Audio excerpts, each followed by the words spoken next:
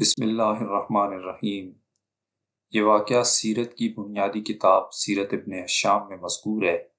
اس کے علاوہ پیر کرم شاہ الازہری رحمۃ اللہ علیہ نے ضیاء النبی قاضی عبدالدائم دائم نے اپنی کتاب سید الورا میں اس کو نقل کیا، جس کے مطابق ایک مالدار حسینہ نے حضرت عبداللہ کو اپنے ساتھ صحبت کی دعوت دی۔ جس طرح مصر کی خواتین حضرت یوسف علیہ السلام کے شاہکار حسن کو دیکھ کر مدہوش ہو گئی تھیں، اسی طرح عرب کی عورتیں قریش کے اس جوان رانا حضرت عبداللہ رضی اللہ تعالیٰ عنہ کے جمال بے مثال پر فدا تھیں۔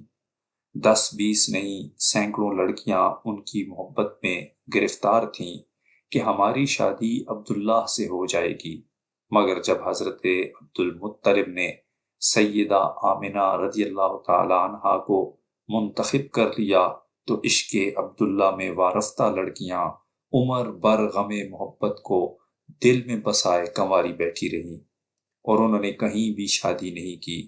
چنانچہ حضرت عباس رضی اللہ تعالیٰ عنہ فرماتے ہیں کہ جب حضرت عبداللہ رضی اللہ تعالیٰ عنہ کی شادی حضرت آمنہ سلام اللہ علیہا سے ہوئی تو بنی مخزوم اور بنی عبد مناف کی 200 لڑکیاں ایسی تھیں جنہوں نے عبداللہ رضی اللہ تعالیٰ عنہ کو نہ پا سکنے کے غم میں مرتے دم تک شادی نہ کی۔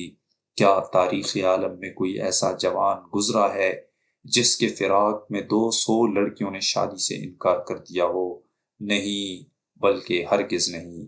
اصل بات یہ ہے کہ ذاتی طور پر کوئی شخص اتنا حسین ہو ہی نہیں سکتا۔ جناب عبداللہ رضی اللہ تعالیٰ عنہ کے حسن بے مثال کا اصل راز یہ تھا کہ آپ نور نبوت کے حامل تھے، نور مصطفیٰ صلی اللہ علیہ وآلہ وسلم کے امین تھے۔ اسی نور کے جھلکنے کی بنا پر آپ کا چہرہ اقدس غیر معمولی طور پر تاباں اور روشن تھا۔ سیرت نگاروں نے لکھا ہے کہ حضرت عبداللہ کے چہرے پر نور مصطفیٰ صلی اللہ علیہ وسلم یوں جھلکتا تھا جیسے چمکتا ہوا تارا۔ اس وقت کی پڑھی لکھی خواتین جانتی تھیں کہ عبداللہ کے چہرے پر دمکنے والا نور جس عورت کی طرف منتقل ہوگا وہ روئے زمین پر سب سے زیادہ خوش قسمت عورت ہوگی، اس لیے وہ اپنا سب کچھ وار دینے پر تیار ہو جاتی۔ چنانچہ جب آپ دولہا بنے اپنے ابا کے ساتھ جا رہے تھے تو فاطمہ نامی ایک مالدار حسینہ نے آپ کے چہرے پر نور نبوت کو تاباں دیکھ کر پیشکش کی کہ نوجوان، اگر تم مجھے اس گھڑی وصل سے شاد کام کر دو، یعنی مجھ سے صحبت کر لو، تو اس کے عوض میں تمہیں 100 اونٹ دوں گی۔